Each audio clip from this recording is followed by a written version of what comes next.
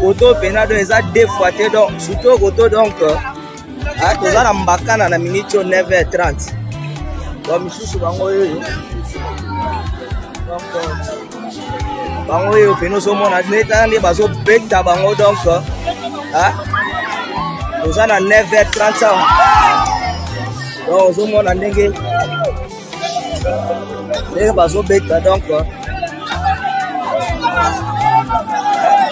beta bango donc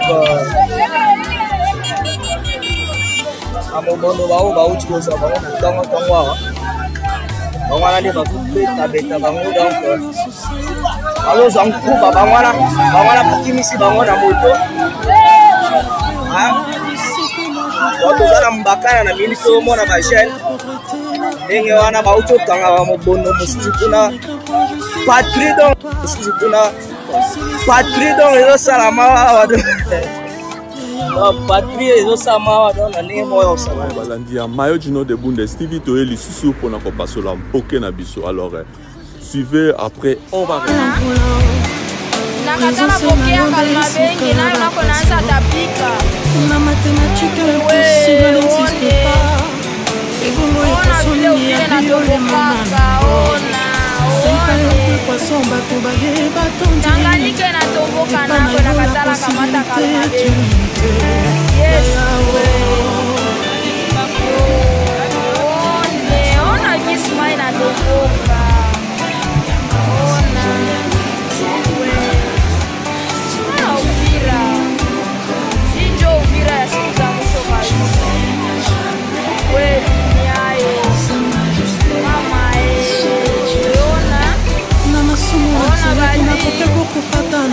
Guys, it's me again, your man, Mayo Jino de Bundesliga. So, toye lisusu pona ko abakonzi ya mboka ya République démocratique du Congo. Alors, surtout moni que bavotaka ba loi te, bazo sala na bango effort moko te que bakoka ko sala pression na gouvernement que bakoka ko bongisa banzela. Talaka banzela ndenge ezali mabe. Partout, banzela est vraiment bloqué. Alors, banzela qui ba poto, ba mai, ba nini, et ce sunga bana mboka te qui ba koka s'en sortir. Yangwana to yeko beta c'était que vraiment ba député ba koka ko beta c'était na parlement que non banzela ba koka ko bongisa banzela pona ko sunga baninga o biloko ebimaka na kati ya capitale na bamboka na bepai na epai pona ke ba koka ko lia kitoko. Soto moni ke ba net ba côté ya mbankana kuna désordre eza makasi pona ba situation oya ba kuluna soki ba kuluna soki ba rebelle pe ezo e banate. Alors c'est à vous maintenant d'éclaircir la population que non vraiment ba ko bazala vraiment assurer que non binon de bozo chafma loi kuna ezala kitoko tomoni batindi quand même ba soda pona ke ba ko kocha quand même ordre eza eloko mo kitoko. Alors esuka wana te mais continuer parce que to ebi que biso nyonso to makanisi na biso eza na mboka po bamboka Europe toza susu na bango confiance te toza na biso na bango na biso ezali que non vraiment passer na biso pardon ekomi kaka na Afrique parce que kuna nde ezali solution bamboka ba solution yango wana mboka etonda bankita ebele tozoya pona ko tombola mboka na biso tokoka ko lakisa bango capacité ya oyo nyonso biso tozui bakoto yo. Alors to lakisa bango que yes we can. Yangwana toye ko beta c'était que vraiment banzela to moni vraiment banzela poto isali kitoko te. Alors suivez ça après on va revenir. C'est ça. Voici maintenant le pays de Tshisekedi. La route nationale numéro 1. Kananga Mbujimai. Voici la route. Voici la route nationale. Ah mes amis. Même vous. Numéro 1 de Kananga vers Mbujimai. Ici, nous attendons déjà vers les ponts de Mouansangoma. Mais c'est difficile, très difficile. Regardez vous-même. Regardez.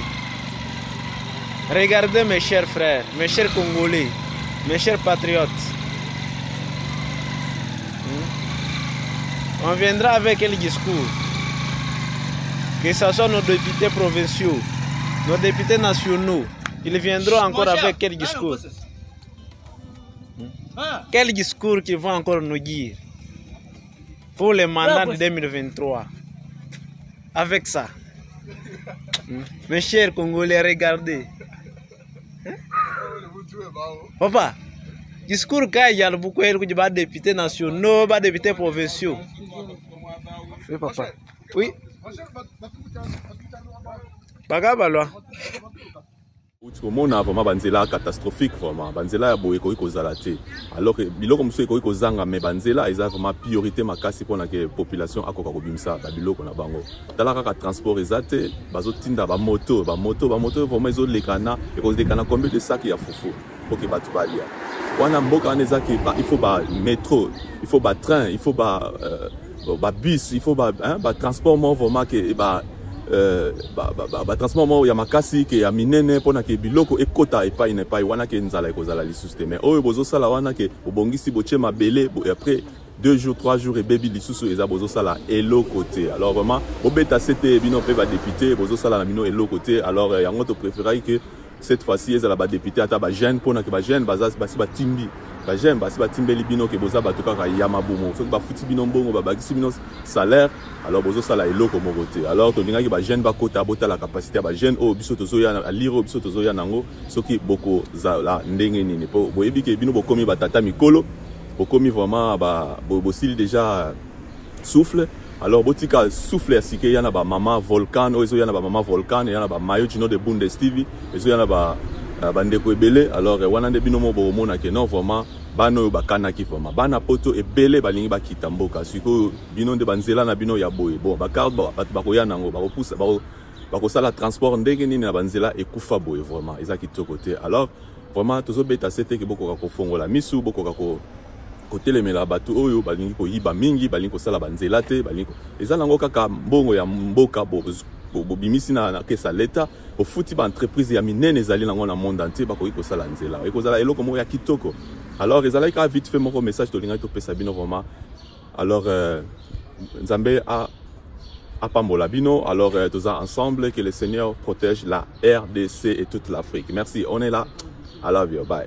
De Kinshasa nous inquiète. C'est ainsi que nous avons levé l'option de venir nous ressourcer auprès de la deuxième personnalité de ce pays, qui se trouve également être le seul sage de la République. Parce que lorsque vous regardez l'ossature institutionnelle actuelle de la RDC, il n'y a personne de son âge à ce genre de poste. Nous l'avons étudié à l'école et aujourd'hui nous faisons la politique avec lui. Nous avons estimé qu'il a beaucoup de choses à nous dire et beaucoup de choses à faire en faveur des Kinoises et Kinois. Ce qui nous inquiète, ce sont ces tueries récurrentes, c'est cette insécurité à la porte de la ville de Kinshasa entre Teke et Yaka. C'est cet encerclement dont nous sommes victimes aujourd'hui du fait de nos agresseurs. Pour ceux qui s'intéressent aux questions géopolitiques, aujourd'hui, notre agresseur principal est en train de s'installer dans tous les pays voisins. Mais nous avons constaté que cette question est traitée avec beaucoup d'incurie. C'est ce que nous étions venus au pied du président de l'Assemblée nationale pour qu'il réveille le gouvernement et que cette question soit traitée avec beaucoup de tact parce que Kinshasa, c'est le siège des institutions. C'est-à-dire que si les institutions fonctionnent, c'est tout simplement parce que Kinshasa est contrôlé par ses autorités. Donc on ne puisse pas confondre Kinshasa avec Rutshuru. Au-delà de cet intérêt institutionnel, la ville de Kinshasa, c'est 17 millions d'habitants, c'est-à-dire Congo, Brazza, Gabon et tous les Cameroun francophones. S'il y a des problèmes dans cette ville, il n'y a pas une forêt là où nous pouvons partir nous cacher. Le président de l'Assemblée nationale nous a rassuré que tout sera mis en œuvre pour que la paix revienne rapidement sur toute l'étendue de notre ville. Et l'occasion faisant les larrons, nous voulons dire à la population que la sécurité est une affaire de tous, que chacun de nous soit vigilant et de... I'm fine. Don't worry, everything is fine.